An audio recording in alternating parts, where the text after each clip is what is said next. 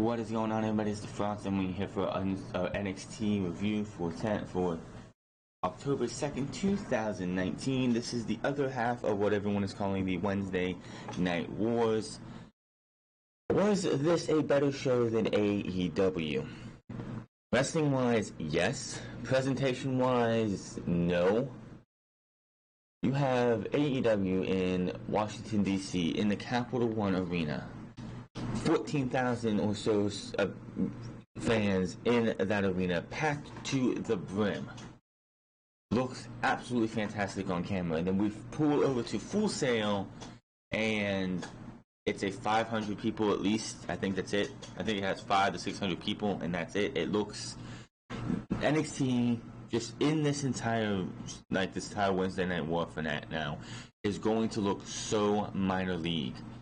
I know, yes, you have Adam Cole, you have Johnny Gargano, you have all these stars in NXT, and being in Full Sail, unless they take Full Sail and expand the arena, is making NXT look so minor league.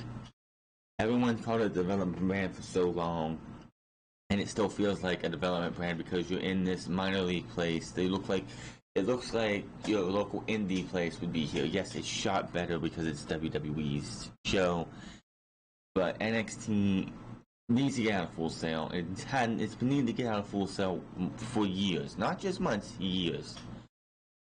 Like when NXT was in its height and in its golden era, which is in 2000, I believe, 14 to 15. Back when Finn Balor was your longest reigning NXT champion, and Shinsuke Nakamura just came through, Samoa Joe was coming in, Kevin Owens was just leaving, the Four Horsewomen reigned supreme, NXT, it back then looked like they needed to change things. They needed to get out of Full Sail University fast. This show, but when it comes to the wrestling, when it comes to the in-ring action, NXT was better, by far. You had Adam Cole versus Matt Riddle open this show. Fantastic match. These two went out there and beat the piss out of each other. This was a great match. Also on this show, we had Io Shirai versus Mia Yim, and probably Mia Yim's best match so far in NXT. We had Shane Thorne versus Johnny Gargano, and Shane Thorne's best match in NXT. Also, Candice LeRae versus Shayna Baszler, and the Street Profits versus the tag team champions of Kyle O'Reilly and Bobby Fish, and Danny Burch versus Pete Dunne. Now, of the final 3 matches, which was the Women's Championship, the Pete Dunne and Danny Burch match, and the Street Profits versus the Undisputed Era. The Danny Burch versus Pete Dunne match I've seen before. I watched NXT UK back last year when it was Danny Burch versus the champion at the time, Pete Dunne. Excellent match, so I was not surprised that these guys were going to give you another great match. The Tag Team Championship match we've seen twice already. I do not need to see these guys wrestle again already. This is a problem with NXT right now, is that we're going to see these matches over and over again, are we not? Hopefully with the way this match ended and the way things went, this is the last time we see these two tag teams battle each other. Now, overall, it doesn't matter which show was better, which show was worse. All that matters is that the fans get to pick and choose who they wanted to watch live. If they wanted to watch only one show, that's it. The fans won last night, whether it's for, people want to say it's for this or it's for that. The fans are the big winners out of everything. It was AEW I watched live, NXT I just got done watching. This show was not a bad show. NXT still has not put on a bad show. But honestly, the Full Sail has run its course. I know Triple H said that they stay at Full Sail because the ticket sales to Full Sail go to scholarships. You're going to have to find another way to get scholarships because NXT just has outgrown Full Sail. TakeOver outgrew Full Sail after after 5 shows. NXT TakeOver Brooklyn was in 2015 when in August 2015, and then they had NXT Takeover Respect, and then I think the end a year later. But for the most part, NXT Takeover outgrew Full Sail. And that was much more obvious last night when they definitely tried to do a mini takeover in Full Sail. I've said this once before last week, and I'll say it again. All these matches did not need to happen this week in NXT. We do not need to have 3 championship matches at Johnny Gargano versus Shane Thorne. You could have had Shayna Baszler versus Candice LeRae. These two put on an excellent match. If I had to judge the women's matches just on who had the better match, obviously Shayna Baszler and Candice LeRae had the much better match over Riho and Nyla Rose, but we're not going to do that. NXT, again, excellent wrestling. There's nothing bad you can say about NXT. NXT is just some of the best wrestling out there, and AEW is not there yet. They just got started. AEW was a successful show last night for the simple fact is they had some things that were good, a couple things that just didn't work, but they left you with wanting more, and the fact that they could 100% next week they could come out and give you a show that was 10 times better than what they gave you this week. NXT I know they announced Drew Gulak versus Lio Rush next week, Volta versus Kushida, but NXT kind of blew their load of excitement on this episode, and I think that was a massive mistake. The ratings will be in today, somehow. We'll know who did better. Now, the only way NXT stays in Full Sail is if they just people with the entrance of AEW, which was the AEW entrance wanes and nobody watches it, and NXT just kills them in the ratings. That's the only way they stay in Full Sail. I do not believe by the time we get to January, Full Sail is going to be the home of NXT anymore. I've been saying it, I've been wanting it for weeks, months, maybe even a year or so, that I want NXT to be on the road. Now, when I pitched was when you go to, it wouldn't be all the time, it was before they decided to go live, but if they wanted to, when you have that takeover, TakeOver Toronto this year, they could have had NXT taped during the day in a smaller arena if you have to, while during the day in the same arena in the same place as Toronto for the next 4 or 5 weeks, and then when they're done there and those 4 weeks are over, when SmackDown or Raw is on the road again, NXT could be in a smaller building, not a little bit bigger than Full Sail, but it wouldn't be the big arena for the NXT tapings.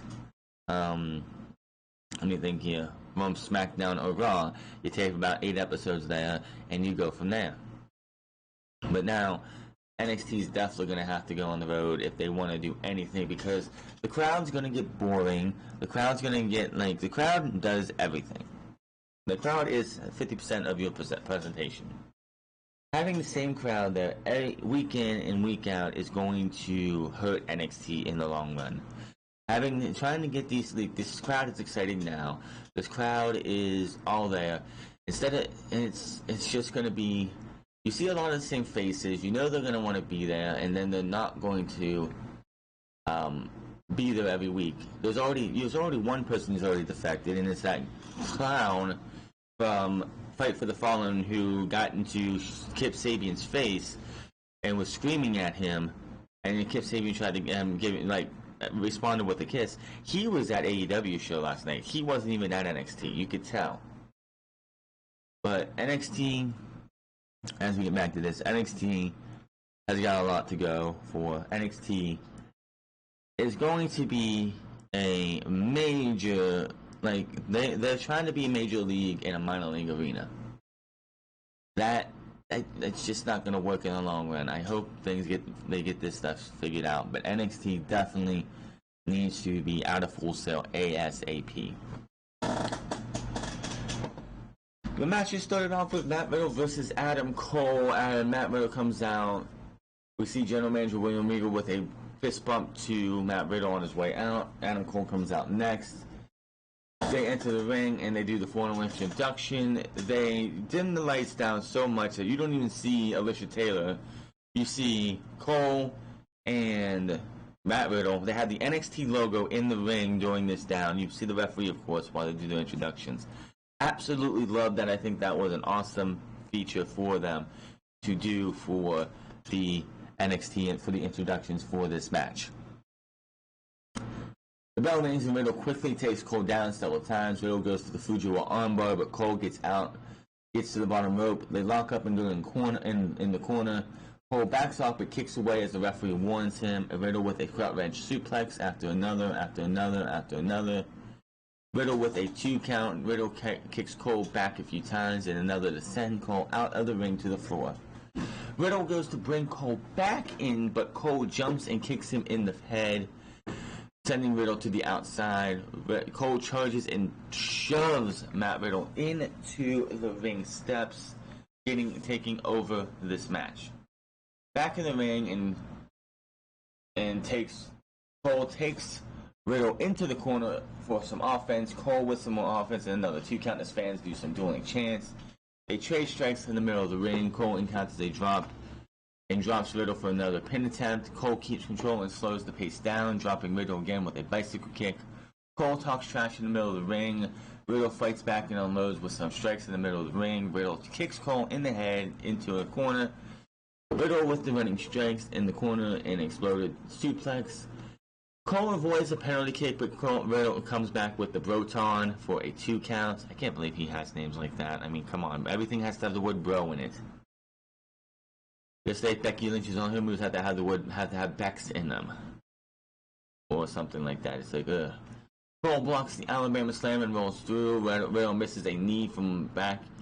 More back and forth. Riddle with a big knee and a Fisherman Buster for a close 2 count. Riddle with a big German suplex for another 2 count. Riddle with another kick. Riddle scoops up Cole, but Cole fights out with the elbows. Riddle scoops him up again, but Cole encounters him in mid-air with a backstabber. Just absolute beauty when you have that backstabber combination. He had him in the fireman's carry. He looked like he was going to do the bro to sleep, but Riddle countered it into a backstabber. Just absolutely beautiful. Adam Cole is just one of the best. Riddle kicks out at 2. They trade strikes in the middle of the ring, fighting to their feet. Cole stomps on Riddle's bare feet, but Riddle fights and nails the injured wrist. Knee strike from Riddle. Cole comes back with an enziguri. Riddle with a big German suplex, but Cole gets right back up with another Yoshigoroshi for a close 2 count as fans are going absolutely crazy. Now, yes, I know Full Sail being the destination is great for like crowd reaction because it's so small. You can the crowd's just gonna come off so much better than it would in a bigger arena. You're gonna hear the crowd a lot more. But in the end, Full Sail is not going to be a permanent destination for NXT, whether people want to think it is or not. If the ratings come out not just this week, next week and the week after that, and NXT is just sliding and AEW is jumping, it's going to be a lot harder for NXT to be stuck in Full Sail. Fans with the "This is awesome" chant back and forth. Cole sends Riddle out of the ring with another bicycle kick.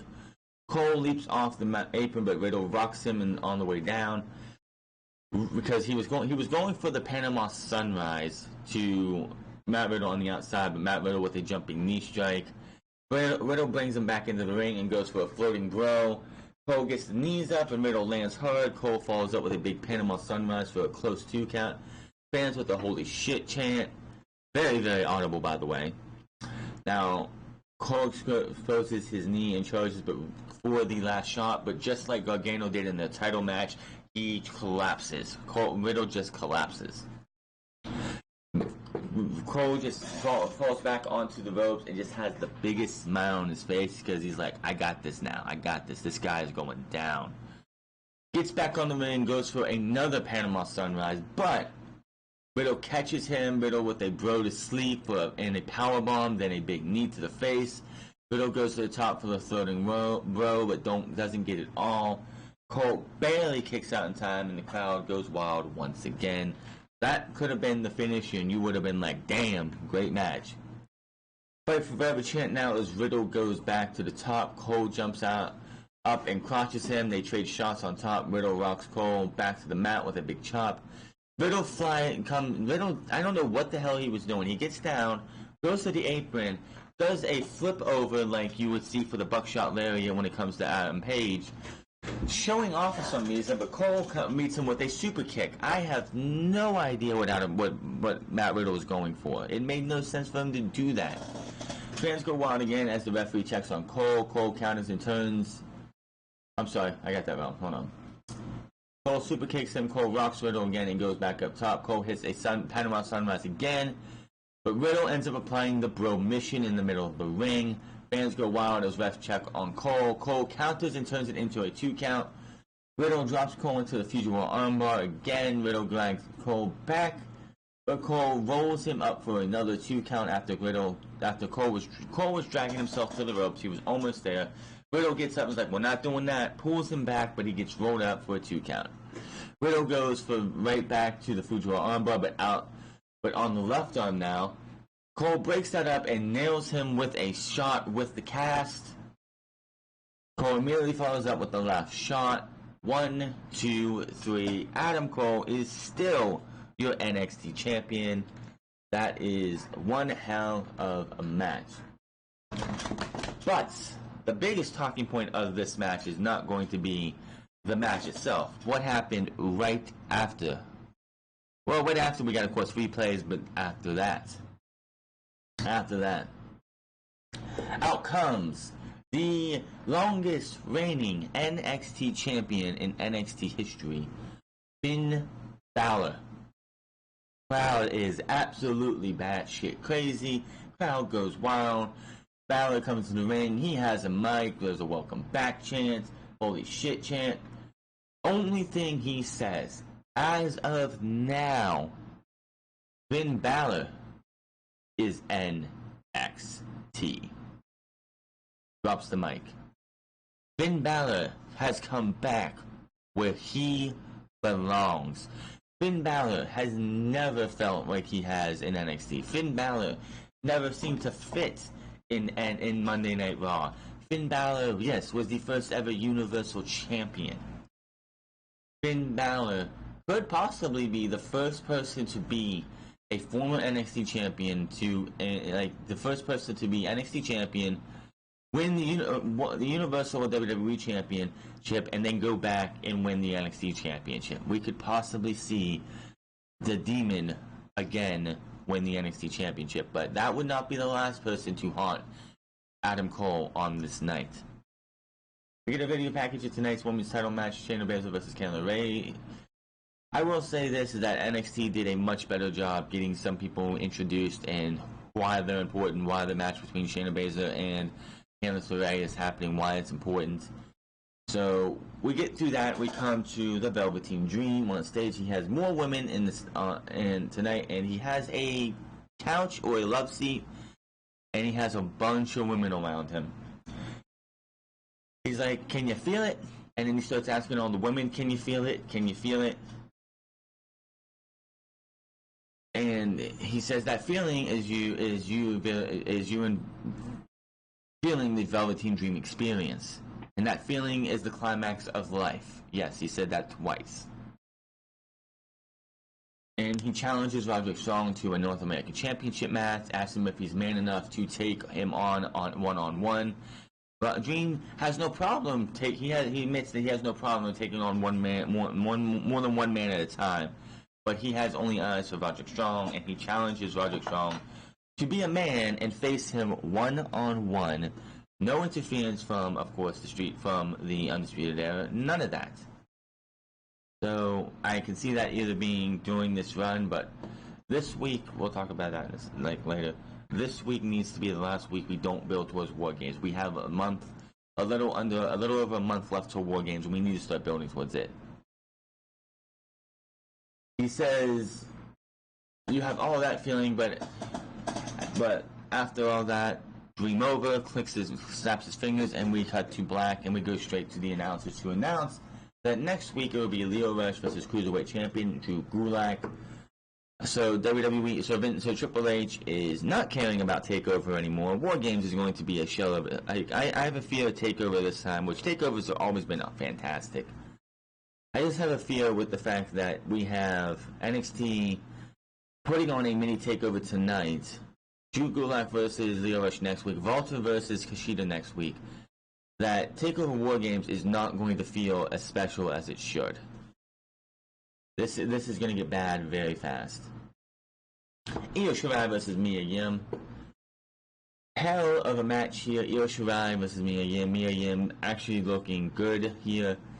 Shirai shoves her at the start. They go. Shirai goes for a drop kick, I believe, but misses. Yim takes Shirai down. Yim with a big boot to the corner for a 2-count. Yim ducks a ninjaguri as fans do dueling chants. Yim sends Shirai out of the ring with an atomic drop. Yim with a baseball slide drop kick, sending Shirai to the barrier. Yim gets a couple chops on Shirai. Chants fat one more time after 2, so she gives them another one. She gives Shirai another one. Yim brings it back into the ring, but Shirai kicks her back to the barrier. Shirai brings it back into the ring as screen splits with her first commercial break. Which, yes, picture-in-picture is a very, very welcome change. If they do this with NXT every single week, that's a thumbs up for me. AEW did it too for the most part. Monday Night Raw is not doing it, and unfortunately SmackDown Live is not going to do it because Fox are fucking stupid. You know, I hope Fox does realize that a lot of the times people stop watching because commercial breaks come in. Commercial breaks during a championship match, which, by the way, yes, the first 30 minutes of the show last night was commercial free. So Adam Cole versus Matt Riddle was seen completely commercial free, and that just felt great. You don't know, like, if you're a casual viewer, if you're not somebody who watches this stuff on a weekly basis, commercials kill any momentum when it comes to a match. Shirai keeps control. Let's see here. Back from break, and Yim tries to turn it around but Shirai stops her and shows some frustration. Shirai with the flapjack in the middle of the ring. Shirai keeps control for another pin attempt. Yim avoids double knees in the corner. Yim blocks a tiger bomb. Shirai counters both, but Yim tosses her with an overhead throw. Fans him with some dueling chants while they're both down. They trade strikes and counters in the middle of the ring. Yim with a lariat and more offense. Yim drops Shirai with a dropkick. Yim takes out the knee and delivers a basement dropkick for a 2-count. Yim with a Hurricane Rana while Shirai is on her knees in the middle of the ring. Shirai counters with the Hurricane Rana for a 2-count. Shirai drops Yim in the top into the ropes and nails a Tiger Feint kick or the 619. Shirai springboards in and hits a missile dropkick for another 2-count. Shirai shows some frustration because she can't put Yim away yet. Yim fights Shirai off and hits a code blue for a close 2-count, which of course is just the code red. Shirai goes to the floor for a breather. Yim runs the ropes and hits a big suicide dive, and the fans get the NXT chant going. As we go to commercial break again, these women got 3 segments, which is crazy. Back from the break, and Yim is up the top, but Shirai has climbs up, rocking her. Yim fights back, but Shirai climbs up to the top for a superplex and nails it. Shirai is slow to make the cover, and Yim kicks out at 2. Shirai keeps control, ends up with a big, huge kick to the face, goes up top, hits the Asai moonsault, the best damn moonsault in the business. Sorry, Christopher Daniels, but she has the BME. Just saying. After the match, Shirai stands tall as the music hits. Now Shirai is posing, like they go to replays, they come back, and Shirai is just sitting on the top turnbuckle, just sitting there, just soaking in the bruise and the hate. And then they gotta cut to the outsiders, Scott Hall and Kevin Nash, because we give a fuck that Scott Hall and Kevin Nash are here. Like, it's like, you really think people are gonna like change the channel? It's like, oh my god, Kevin Nash and Scott Hall are on there, let me go see what they're doing, and they do nothing. Give me a break. We see the Street Profits and Bianca Belair arriving to the building earlier tonight. Then we get a video package, a beautiful video package of Tegan Nox, who did make her return to wrestling at the NXT UK tapings last time. So she is back. She is going to be coming back, I believe, hopefully soon. Probably not next week, but soon. And then Johnny Gargano versus Shane Thorne. These two. This is Shane Thorne's best match, which is kind of easy to do because Shane Thorne has had no good matches on his own since his tag team partner left WWE. Nick Miller went back to Australia. I believe he's in New Japan now. But Shane Thorne, Johnny Gargano. Gargano, then they both lock up. Fans start chanting and Johnny wrestling. Gargano knocks Thorne down. Gargano tosses him and Thorne charges. They tangle on the mat. Gargano runs the ropes and takes Thorne back down for a 2 count. Gargano goes for the Gargano escape, but Thorne gets to the bottom rope to break it up. He rocks Gargano and slams into the mat for some boos, and we go to commercial break for another split screen. Back from break, and Thorne has Gargano grounded after taking control during the break, which Gargano did try to fight back during commercial break. He got 2 hit, like, there was a long commercial break. This commercial break, yes, it's limited commercials, but this commercial break seemed to take for fucking ever because you had Shane Thorne beating up on Gargano getting some comeback, but Shane Thorne's nothing that out. They get back into the ring because they were battling on the outside, and then you had Gargano get another shot of trying to get back into it, and it's like, dude, what the hell, man? Like, this commercial should have ended, like, because what happened was, Johnny Gargano goes for a Tilt-A-Whirl DDT during commercial break. Shane Thorne stops that and drops him on the apron. I was like, that would have been the perfect place for the commercial to come back, and we just go from there, but no, they just kept going. Gargano counters a suplex with a knee to the head. Gargano mounts the comeback. Gargano with a big chop in the corner. Gargano counters and rocks Thorne with a kick to the head. Gargano clotheslines Thorne over the top rope to the floor, and he runs for a suicide dive, but Thorne meets him at the rope with a big forearm. Johnny Gargano no-sold the big forearm as he says, you know what, I'm going to do it anyway. Hits the suicide dive for a big pop. Not a big fan of those type things where you get hit with a move like that. Especially when you get further into the match, and it's like he hits you with this big forearm, and you just shake it off as like it's nothing. Gargano brings it back to the ring and slingshot spears himself into Thorne for a close 2 count. Gargano goes back to the apron and flies in, but Thorne catches him as he's going for the top rope, the DDT from the apron. They tangle, but Gargano hits a double knees in the corner. Thorne comes back and follows him and hits a leg lariat in the corner, and then a cannonball. Thorne with a big sit-out powerbomb, Japanese style, for a close 2 count. Thorne unloads with the kicks while Gargano is on his knees. Thorne charges, but Gargano hits him with the forearm. They trade strikes, and Thorne kicks Gargano in the back of the neck. Gargano comes right back and turns Thorne inside out. Some more back and forth. Thorne misses a kick, and Gargano spikes him in the mat with the Poison Rana, reverse Rana, of course. Gargano cranks him up. Goes in the corner, does the DIY style pose, and hits him with a big super kick for the 1, 2, 3. Johnny Gargano beats Shane Thorne in a highly competitive match, and I believe this was Shane Thorne's best match so far in his NXT career. After the match, Gargano stands tall over Thorne and looks down as the music hits. We go to replays, and Gargano plays the crowd as they cheer him on. The announcers plug Friday's big SmackDown Fox premiere with The Rock. Whoop-de-doo, this is NXT. This isn't about Fox and SmackDown right now. NXT Women's Championship match, Candice LeRae versus Shayna Baszler. If anybody here thought Shayna Baszler was dropping this title to Candice LeRae, you're wrong if that was not happening. Anybody who thought that this would be the perfect way to have Shayna Baszler lose her championship to Candice LeRae, you're out of your mind, and it would have made absolutely no sense. I see people bitch and complain all the time on YouTube, on Twitter, that WWE on the main roster is, why is this person getting the title shot? Why is this person getting a shot to get in a number 1 contenders match? What have they done to earn this opportunity to go for a championship? Yes, Candice LeRae won a fatal 4-way, but what did she do to earn her shot in there? She went to William Regal and bitched and complained about Io Shirai. Even though Io Shirai beat Candice LeRae clean. Io Shirai was one of the only people in that match that deserved to be in that match.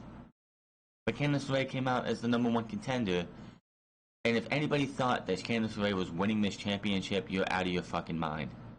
You do not bring Rhea Ripley, the first ever NXT UK Women's Champion from NXT to UK, over to NXT if you don't have big plans to put her in a title feud with Shayna Baszler. It would not surprise me going into NXT TakeOver War Games, which is still happening, mind you. Let's get back to that next week.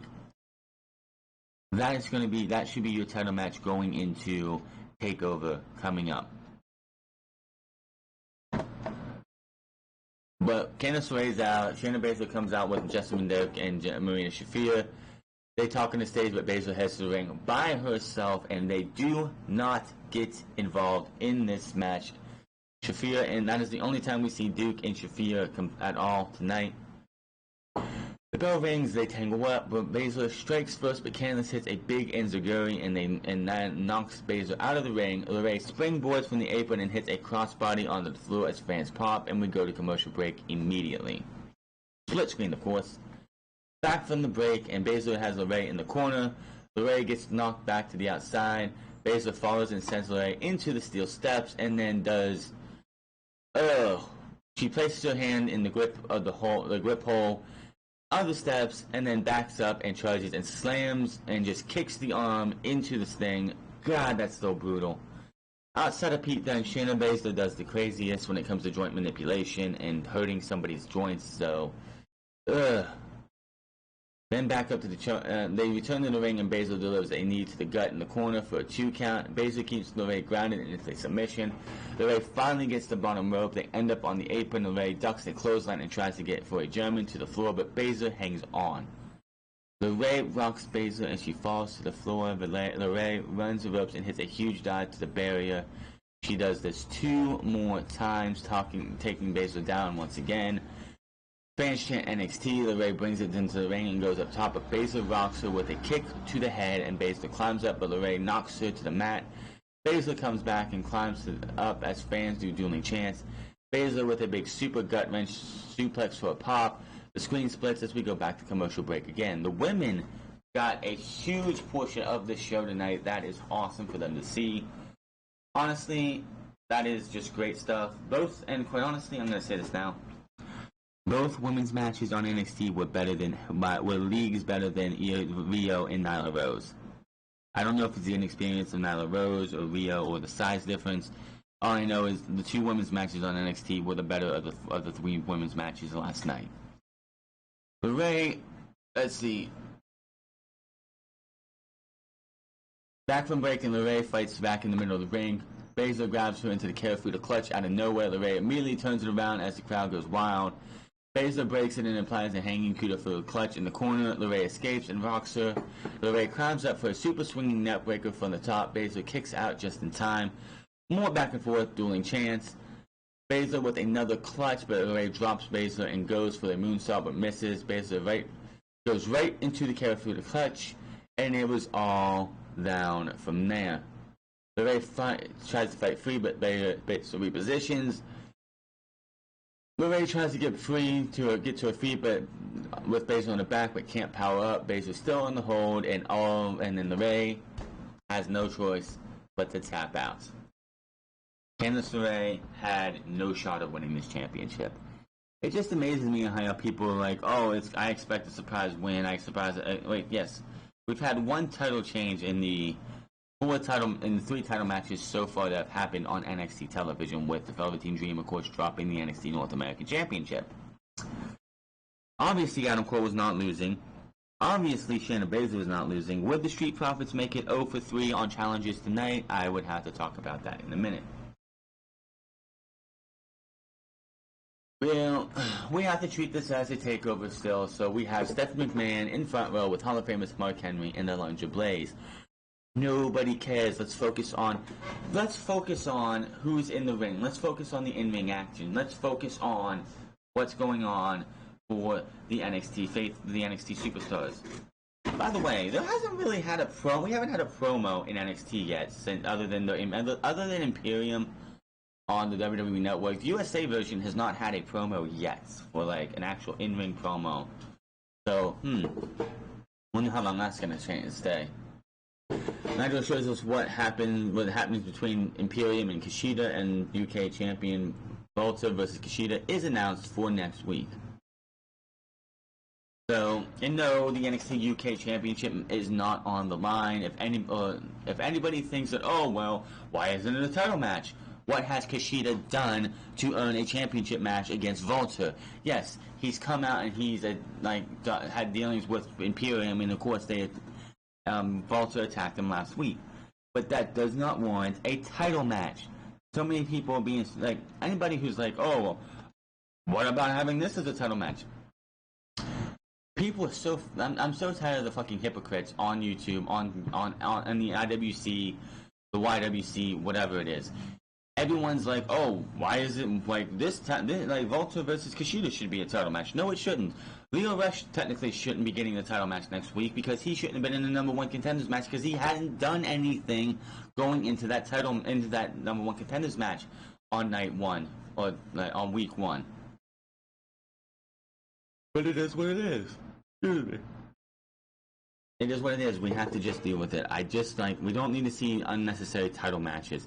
Hell, as I said, Candice LeRae should not have been in that title match. She didn't do anything to get into that fatal four-way except for run into Rico's office, bitch, moan, and complain the fact that Io Shirai was in that triple threat at the time, and she was, and then how can you condone her attacking me and other people? Yada yada yada. Just enough. Enough. Danny Burch versus Pete Dunne. This was a hard-hitting match, as you expected. Really, you've seen one Pete Dunne Danny Burch match. You've seen them all. Pete Dunne wins with the bitter end. I just didn't have any care for this match because I've seen these guys work. I know what they can do, and it was an awesome match. Not something I'm just sitting here as like, I've seen this match before. I've seen what these guys can do. And it was a hell of a match. Pete Dunne wins with the bitter end. Burch just really, really... When it comes to the Brit and Bruisers, he is definitely not the most intense one. That is Oney Lorcan. Oney Lorcan just has that face of, I'm going to murder you type stuff. Danny Burch, he is a hard hitter. But in the end, Pete Dunne is your winner. After the match, though, Dunne stands tall as the music hits, and out comes Damian Priest. Priest comes from the side and drops Dunne with a big right hand. Priest drops Dunne with the rolling cutter finisher. I don't know what it's called. Priest points to his name in the big screen on the and talks trash down to Dunne's face. And Priest stands tall. That would be a match that I cannot wait to see. Damian Priest, Pete Dunne. That match can happen. Cannot wait. Kathy Kelly is backstage with Adam Cole. She congratulates him and mentions how he used his cast to the advantage. Cole says the cast is required by doctors and he didn't use that to defeat Matt Riddle earlier. The Undisputed Era approaches and brings up Finn Balor. Cole says, screw Balor. He's not worried about what Balor is trying to do. He's worried about making sure the Undisputed Era keep their titles. Cole tells them to get in the zone and they walk off with Cole hyping them up. The next main event for the tag team titles, we go to a video package for this match. Again, NXT did something that AEW only did once. They did a couple times. They had, AEW had an opening package showing you Cody Rhodes and Sammy Guevara and giving you a little insight on both of those competitors. They did not do that anymore for the rest of the show, and I think that was kind of not a good idea. Now, this match was, again, which we had Wale, who was announced to be at this show because we needed Wale on this show to have a fucking successful show. The show would not have been successful without Wale. He wrapped the Street Profits through the crowd, to the street, to the ring, and that was that. This match, of course, was, like I said, we've seen these two wrestle recently.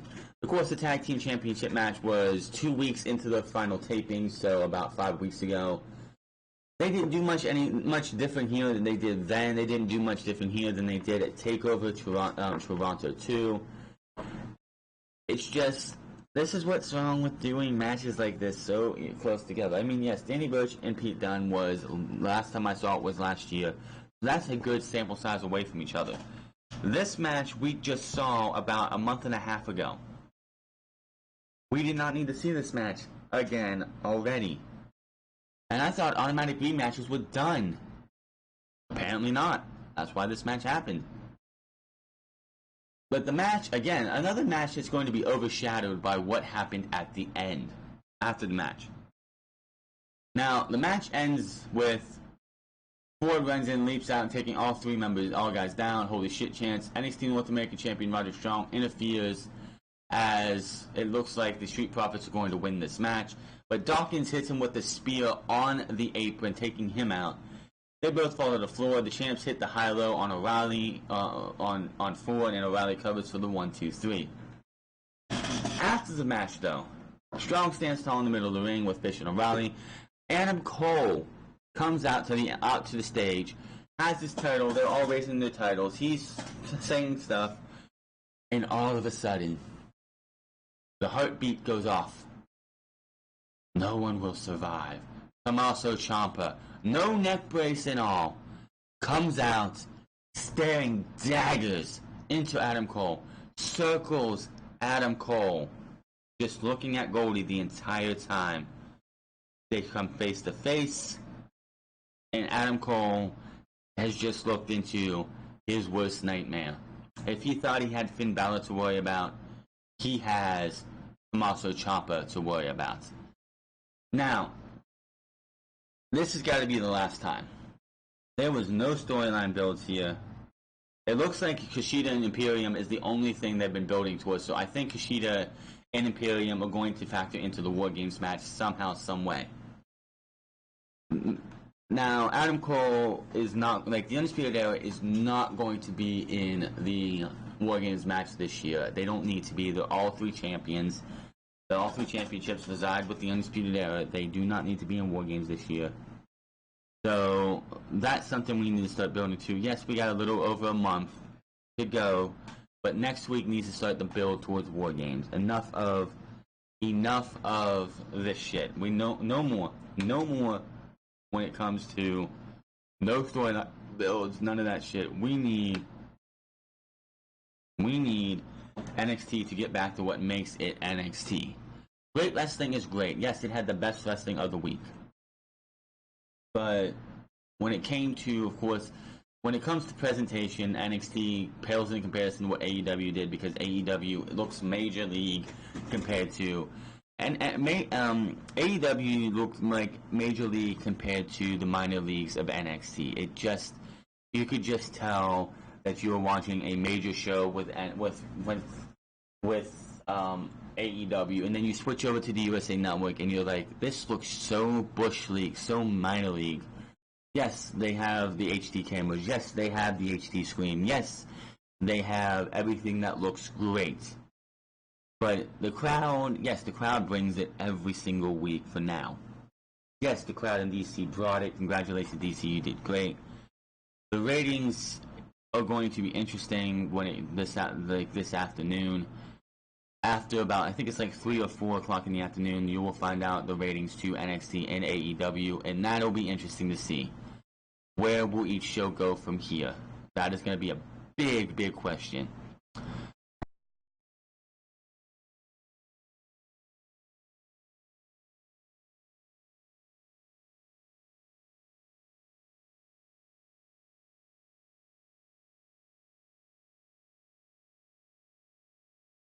NXT there's just so much more that NXT is gonna have to do. If the ratings come in and NXT blows them away, which I'm gonna say right now I highly doubt. It's everything, like the Google numbers were skewed toward NXT. I guess PlayStation View numbers, which is a very small sample size, has been skewed towards NXT. I mean, not towards NXT, but AEW. Google numbers towards AEW. The Twitter, like, we got through the first hour of the show last night for AEW, and nothing about NXT, WWE NXT, or NXT on USA. Everything, there was AEW, I Am It with AEW, AEW, the TV show name, just so much with AEW. And by the end of the night, AEW had more things. They had Jack Swagger, they had Leo. I mean, yes, you had Ciampa for NXT when he came out. You had NXT and NXT on USA. But when it came down to it, NXT just, when it came to everything, paled in comparison to AEW. The ratings will be a huge factor in this week, and I cannot wait to see what we have going when it comes to this. But NXT, if it was an in-ring perspective, who was the better show? NXT, hands down. You can't take those three championship matches and Pete Dunne versus Danny Burch and Io Shirai versus Mia Yim. They just had a better show solidity when it came to NXT, when it came to in-ring work. Commentary, both shows were solid. Both shows were absolutely fantastic. Tony Schiavone should be the lead on AEW. NXT is the best commentary trio in all of WWE. But all I know is that no matter which side is winning in the ratings, the fans win. Whether you have abandoned WWE on a whole, you have AEW to watch, and AEW gave you a show that was not perfect, wasn't going to ever be perfect, and gives you a lot more to look forward to next week. We just win, man. We just win. No matter what happens between now and tonight, or today and next week, and for the foreseeable future, we as fans win in the end. But that is it for your NXT review. Hit that subscribe button, comment down below, like or dislike this video. Follow me on Twitter and Twitch at The Franz Club. And I'll see you guys Friday for SmackDown on Fox. Friday Night SmackDown. Until then, my name is Franz, and I'll see you guys later.